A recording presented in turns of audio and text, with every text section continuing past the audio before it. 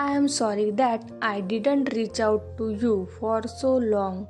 I was upset about how things went between us, and all things I did in anger still haunts me.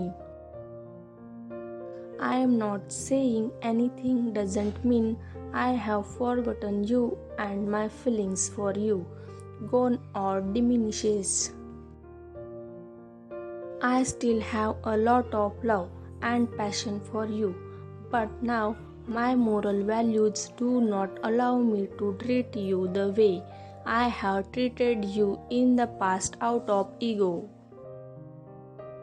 I thought about reaching out to you, but then I stopped myself because I felt like I cannot give you hopes until I clear my karmic situation.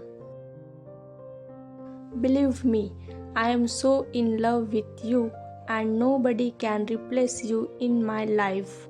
I know I can never stop loving you no matter what.